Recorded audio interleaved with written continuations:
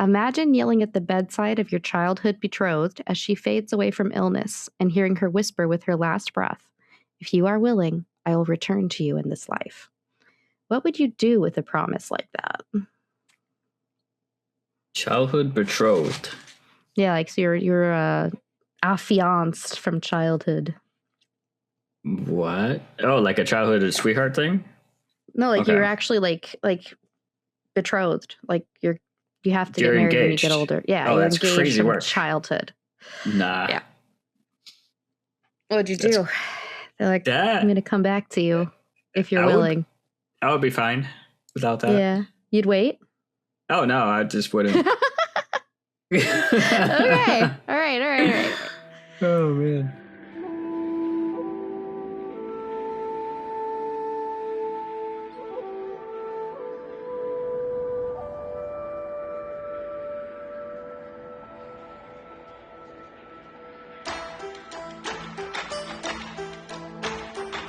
Hello, everyone. Welcome back to Fixations Japan, where we're exploring all things Kwaidan from the wacky and wonderful land of the rising sun, Japan. Ghost stories usually mean vengeful spirits and chills down your spine, but what if the scariest thing is losing someone forever? Today on Fixations Japan, we're switching gears to something softer, sadder, and strangely hopeful. The story of O-Tei. Reincarnation, second chances, and a love that literally comes back from the dead. Oh no. A zombie girl. As always, I'm Heather, and I'm here with my co-host Angel. How we doing, Angel? I'm vibing. Sitting here, waiting to hear about a zombie person. Great. Have you heard about this story before? No, but I'm pretty sure there's definitely like some anime adaptation somewhere for this. I feel like there probably should be, right? Yeah. If not, then there needs to be.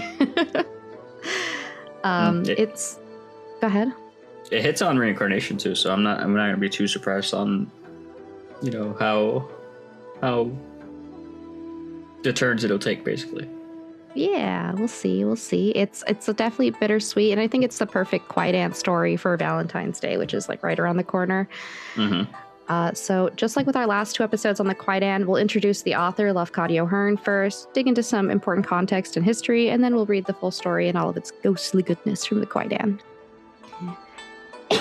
Excuse me, goodness. The Kwaidan. The Kwaidan. Why, Dan? So do you want to introduce Hearn this time, Angel? I feel like you probably know him by now. Oh, well, Hearn is the one who wrote all the folklore in the Kwaidan, right? He's from Greece or Greek? Yeah, he's he a is Greek, Irish. But he's from Greece. Yeah, and he's from... moved to Japan. Yeah. Yes. He married, when he found his way to Japan, eventually he married Koizumi Setsuko, took on the name Koizumi Yakumo, and he made his way across Japan chronicling Japanese folklore and stories. If you do want to hear a little bit more about him, we did cover him a lot more on the first episode we did on the Kwaidan, which is Hoichi the Earless. But, I mean, we could probably do a whole episode on him by himself. He's very interesting. Yeah, and future reference, I'm horrible with names, but I did remember he changed his name. Yeah, it's an interesting name. Mm-hmm. As far as context, there's not really a lot to dig in with context here. Most of it is explained in the story itself, but I do want to talk about something that's an element in the story. And if you watch anime, you've probably seen it before, but don't know what it's called. It's the Butsudan. I've sent you some pictures, Angel. Butsudan. Is that like a altar?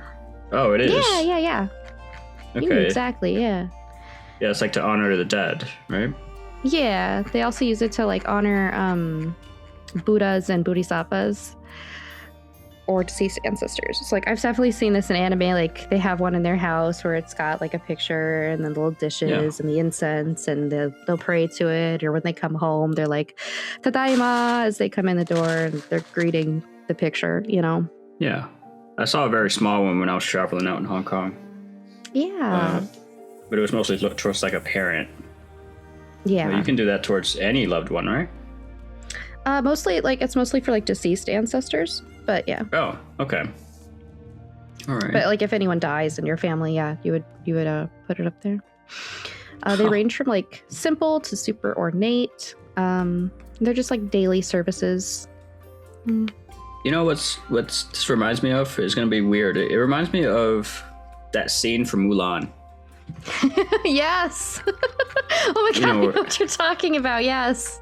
Where with Mushu. Yeah, with Mushu, he was trying to wake up the ancestors. He's banging the gong. Yeah, so this definitely goes past just Japan, I'm assuming. Oh, definitely. Well, because it's part of Buddhism. It's Buddhism. So, which came from India to China to Japan. So.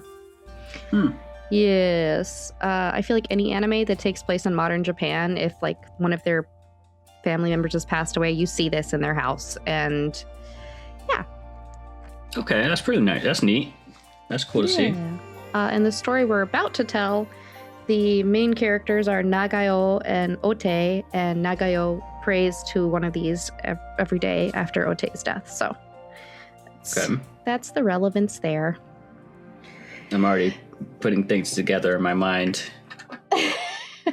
Are just you? off their first paragraph of this, yes.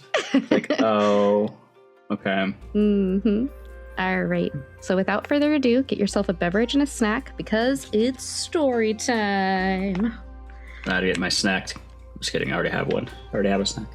What you eating? Coffee. Oh, that's not a snack. That's a beverage. That's good enough. Did you know a beverage is just any drink that's not water? Is it? Yeah, that's the definition of a beverage. What if you put beverage. ice in the water? Is it a beverage? No, it's still water, right? It's ice water. You got me there. Let's see. A drink, especially one other than water. Yeah, so it just has to be any drink other than water. Add a tiny bit of sugar and it's no longer water. You're right, because, yeah. Oh gosh. Okay, so the story of O-Tei. I'm ready to read. We're reading about O-Tei now? Okay. O-Tei! Okay. A long time ago, in the town of Niigata, in the province of Echizen, there lived a man called Nagao Chosei. Nagao was the son of a physician and was educated for his father's profession. At an early age, he had been betrothed to a girl called O-Tei, the daughter of one of his father's friends, and both families had agreed that the wedding should take place as soon as Nagao had finished his studies. But the health of O-Tei proved to be weak, and in her 15th year, she was attacked by a fatal consumption. Oh, what did that mean again? Is that like a flu? Sounds like a flu. No, it's tuberculosis. That's what it is. Yeah, that was pretty good. TB was a big thing. Yeah, okay. Yeah, so she was sick with tuberculosis. When she became aware that she must die, she sent for Nagao to bid him farewell. As he knelt at her bedside, she said to him, "Nagao-sama, my betrothed, we were promised to each other from the time of our childhood, and we were to have been married at the end of this year. But now, I'm going to die. And the gods know what is best for us. If I were able to live for some years longer, I could only continue to be a cause of trouble and grief for others. With this frail body, I could not be a good wife, and therefore, even to wish to live for your sake would be a very selfish wish. I'm quite resigned to die, and I want you to promise that you will not grieve. Besides, I want to tell you that I think we shall meet again." Huh. That's creepy. I mean, I'm sure it's romantic, like in some sense, but yeah, it's like she gave up because she got TB, and then was like, "Hey, wait for me," and I'm not sure how that would work.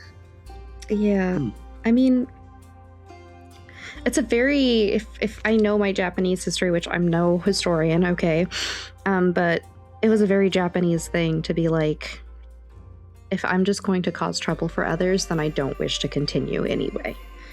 I've heard of that. To like cause trouble, and especially at whatever point in history this is, sometimes you wouldn't even give birth to a baby if you thought it was, or you'd throw it out after it was born if you thought it was going to be sickly. That sounds like a tremendous amount of stress. Yeah, so it's not something you want to, like, she's just being practical, I guess, but yeah. Yeah. Okay. Yeah. I can see it, I guess, if I look at it from that perspective. Yeah, it's still, it's really hard to think about. Yeah, it's kind of gruesome. Yeah, Indeed, we shall meet again, Nagao answered earnestly, and in that pure land, there will be no pain of separation. So he thinks she means like after death, they'll meet again. Afterlife. Like, both of them, yeah. So. Nay. Oh, go ahead. But he could be like super old. I don't know. Maybe it's definitely within our culture where I live. But for us, when you die, you stop aging. You're just done. You know. I never thought about it that much, but yeah, I guess like in some beliefs, like you would go back to being like your ideal age, where you were really healthy and like able to move around well. So like, at least that's what I've seen sometimes. But like, I don't know if I particularly agree with any of those. Like, I don't know. Yeah. I don't know what I think on that. I haven't given that a lot of thought. I have. It's like, oh, well, I mean, technically you don't do birthdays for people who die, right? So. Well, yeah, they stop aging because they're no longer alive. Right? So he could be 95 when he dies, and she's like, you know, hey, I'll wait for you, but she's 14 or 15, you know. Yeah. Okay. Nay, nay, she responded softly. I meant not the Pure Land. I believe that we're destined to meet again in this world, although I shall be buried tomorrow. Nagao looked at her wonderingly and saw her smile at his wonder. She continued in her gentle, dreamy voice. Yes, I mean in this world, in your own present life, Nagao-sama. Providing indeed that you wish it, only for this thing to happen, I must again be born a girl and grow up to womanhood. So you would have to wait 15, 16 years. That is a long time, but my promised husband, you are now only 19 years old. Oh. Okay. Yeah. I guess. I don't think that makes anything better. I think it's creepy because what is she gonna do? Is she gonna be like one of those people who has like, is it the same as that ghost, yokai that has like the sticker on their forehead? No. You know what I'm talking about? Yeah, I think I know what you're talking about. No, I don't think it's that one. I guess we'll find out. We'll find out. I want to know what happens. Eager to soothe her dying moments, he answered tenderly. To wait for you, my betrothed, were no less than a joy than a duty. We are pledged to each other for the time of 7 existences. But you doubt? She questioned, watching his face. My dear one, he answered, I doubt whether I should be able to know you in another body, under another name, unless you can tell me of a sign or token. That I cannot do, she said. Only the gods and the Buddhas know how and where we shall meet. But I am sure, very, very sure, that if you be not unwilling to receive me, I shall be able to come back to you. Remember these words of mine. She ceased to speak and her eyes closed. She was dead. Oh. She just died. She predicted her own death, or did she take her life? No, she just died. She just closed her eyes and was dead. Wow. Just gone. I mean, you can die from tuberculosis. Well, I know. It just reminds me of when people who are like in hospice say they see people that have been dead for a while. Yeah. And they predict their own death, really. Yeah, I mean, she probably knew it was coming, you know? Yeah. Some people can tell.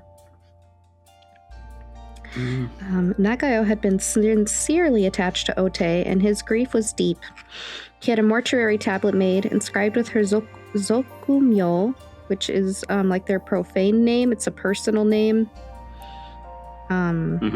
That's probably something I should dig into, because it's got, so there's different names. You have your profane name, your Scylla name, and your law name. And your law name is the one given after death. So many different ones. Yeah, so it was just like, I guess it was like a loving thing that he put like her profane name on it. They give them different names after they die? Yeah, so I'll read the whole little thing at the bottom here. It says, the Buddhist term Zokumyo, profane name, signifies the personal name born during life in contradistinction, I've never seen that word before, to kaimyo, or the Scylla name, or homyo, the law name given after death. religious posthumous appellations inscribed upon the tomb and upon the mortuary tablet in the parish temple. For some account of these, see my paper entitled The Literature of the Dead in Exotics and Retrospectives, which is also by Lafcadio Hearn. Okay. Yeah, so it's just, it's her personal name that he inscribed on there and not her name given after death, I guess. That's nice, I guess, of him. But he did kind of break some kind of tradition for that too, right? It sounds like it because normally you would put the law name on it, I guess. Oh, wait, so that signifies she didn't actually die, though. Maybe that's what he's saying. Is like, you know. Yeah, so he's planning to wait. Okay. Yeah. Let's see. Okay. And he placed the tablet in his butsudan and every day set offerings before it. He thought a great deal about the strange things that O-Tei had said to him just before her death, and in the hope of pleasing her spirit, he wrote a solemn promise to wed her if she could ever return to him in another body. This written promise he sealed with his seal and placed in the butsudan beside the mortuary tablet of O-Tei. Okay. Nevertheless, as Nagao was an only son, it was necessary that he should marry. He soon found himself obliged to yield to the wishes of his family and to accept a wife of his father's choosing. After his marriage, he continued to set offerings before the tablet of O-Tei, and he never failed to remember her with affection. But by degrees, her image had dimmed in his memory, like a dream that is hard to recall. And the years went by. Mm-hmm. During those years, many misfortunes came upon him. He lost his parents by death, then his wife and his only child, so that he found himself alone in the world. He's cursed. He abandoned his desolate home and set out upon a long journey in the hope of forgetting his sorrows. Yeah, that's rough, buddy. So he kept giving offerings and losing everything. That's crazy work. Yeah, I mean, if he left his home, stop. If he left behind his home, I mean, he left the butsu down there, obviously, too, right? Yeah. So, one day, in the course of his travels, he arrived at Ikayo, a mountain village still famed for its thermal springs and for the beautiful scenery of its neighborhood.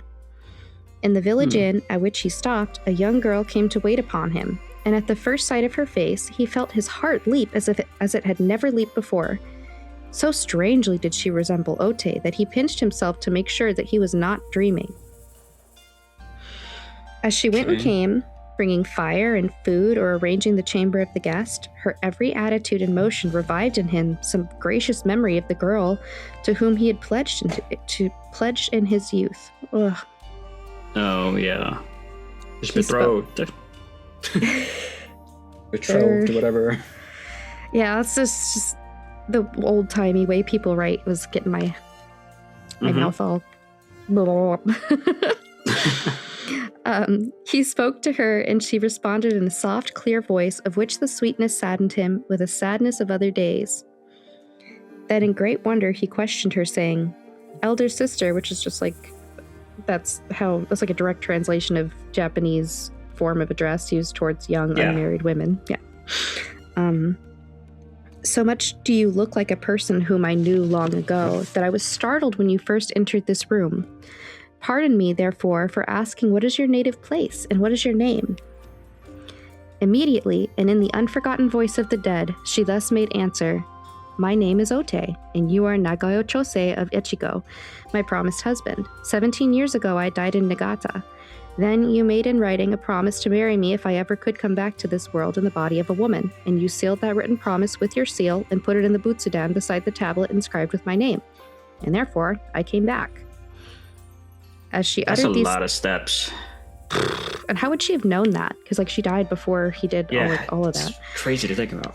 Yeah. As she uttered these last words, she fell unconscious. What? So after she said that, she just passed out. Why? What? Dies again from TB. Well, she didn't die. She just... Oh my god, that's crazy. That's crazy work. Poor Nagao. So Nagao married her, and the marriage was a happy one. But in no time afterwards could she remember what she had told him in answer to his question at Ikayo. Neither could she remember anything of her previous existence. The recollection of the former birth, mysteriously kindled in the moment of that meeting, had again become obscured, and so thereafter remained. And that's the end of that. That's kind of concerning how much this could have been anyone who knew that promise. Not 17 years afterwards. I mean, and did he talk to anyone about it necessarily? Like, we don't know. He wrote it down. But you think like some girl from the mountains went to his old home and found the letter and opened it up and read it. Yeah. Went back to the mountains. Like, I feel like that'd be crazy work. And for her to look so much like O-Tei. Oh, yeah, that part's true. Okay. We'll just go with zombie girl. It's fine. Zombie girl. I thought she was going to die to TB again. I don't know. Oh, man, just to like stick it to him because he didn't actually wait. He didn't have a choice, though. He didn't have a choice to not wait. He was an only son. I'm sure O-Tei understood. And that's why she killed his whole family. I'm just kidding. Yeah. I'm just kidding. It's like, I'm helping you by removing you from this. Removing every obstacle you have for us to get together. Yeah. Yeah, when I first read that and I saw that he got married, I was like, oh, that's not good. And then like in the next paragraph, they're all dead. Oh, that's giving yandere. Yeah, I was like, wait a minute. Very Valentine's, I feel. I mean, it is kind of Valentine's-y, right? Like, eternal love. It came back. She came back for him. It's because he gave her the wrong name. I'm going to call it now. It's all his fault. Oh, man. Yeah, you can't do that. Against the rules. Oh, God. The other thing I thought about the first time I read it is, like, think about that age gap, though, right? Like... Yeah, that's why I was bringing it up earlier. I was like, wait a minute. That's kind of... Let's see. He was 19 when she died, and 17 years later, he found her again at Ikayo. Oh, no. So 19 plus 17. Like, I'm not 36. doing that math. 46? Are you sure? 36? 36. That sounds... Yeah, you just add 1, and then you add 16 into the 20. It's 36. 36. Yeah. Good job. You so smart. Yeah, math. so... Quick math. Normally, I'm not that bad at math, but, like, I'm just really out of it right now. Yeah, I was like, that's kind of quite the gap, right? Are we going with that she didn't age, or that she did age? I mean, it's not really her, right? Like, she was reborn completely. As a so, like, 36-year-old? No, she was reborn as a baby and had to grow up again. Oh, God. So she's 17. She's 17. For real. So yeah, it says it's 17 and now 36. It's a baby. That's crazy. Back then, though, I don't think it would have been seen as an issue. Like, it's a very modern thing for us to like worry about that kind of an age gap. That's true. But they didn't have social media to be canceled, and they didn't have social media to cancel. And 36, you're like an elderly old man. Maybe he was like. I mean, he was a physician, so like maybe he was just. Oh. He looked fine because he took good care of himself, you know. I'm reverting back to somebody stole the note and pretended to be her. Yeah. Yeah, if he's a doctor, like he's well off. Like they're probably like, I'm gonna pretend. Think so, but like he couldn't keep up with his house after his whole family passed. So. That's called depression. That's true. He's probably quite depressed. I would be. If everyone I knew and loved died. Yeah, that'd be crazy. I'm surprised he didn't do the whole thing where it's like, oh, I don't feel like I'm contributing, like, you know, how she did, right? Well, she didn't like kill herself. She was just like, I'm really sick and like I'm not gonna make it. And I think I'm okay with that because if I did make it, I would just be a burden on everyone. I feel like it could have been a love story. But the age gap is like huge. It's a 9-year age gap. 9 years? Is it? It's a 17-year age gap. I'm retarded. Yeah, Sorry. My brain was like, wait a minute, like 9 years is like. No, that's a big age gap. Yeah, I mean, I've seen some people who are happy with the age gap, like within that span, but like they're not like. Like they met in really weird ways. It wasn't like like a waiting on them thing, you know? I think like in older days, though, it wasn't uncommon for an older man to marry a younger woman, like even within that range, like because you wanted someone who could take care of you. You wanted to make sure that things, you know, like there was reasons for it. Yeah. That's how it was back then. I guess I don't know how far back this story goes though. Me either. A lot of the stories in the Kwaidan are like they don't really tell you exactly when they were that. I'm assuming very old. Yeah, because these are stories that were passed down or that people had heard orally. They were like oral traditions that Lafcadio Hearn then came along and actually wrote down. Well, I'm glad he wrote them down. Me too. I can just imagine him like in a bar giving people a coin for a story. Hey, you heard anything weird lately? I'm on a quest. Oh, man. All right. That was pretty interesting. I like that story. Yeah. So what did you guys think? Was this a touching love story or a creepy story of ghostly love? Creepy story of obsessive people.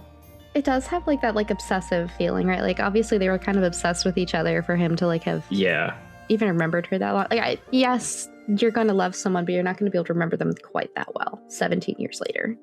Once again, don't get obsessive. PSA, do not be obsessive. Don't be that guy or girl. It seems like it worked out for them. I guess. Kind of. Yeah. Just had to lose everyone he loved. Stuff like that. Okay. I hope you guys are enjoying this series of episodes on the Kwaidan. If you'd like your own copy of the Kwaidan or just to follow along with us, I'll include a link in the description to the copy that I've been using.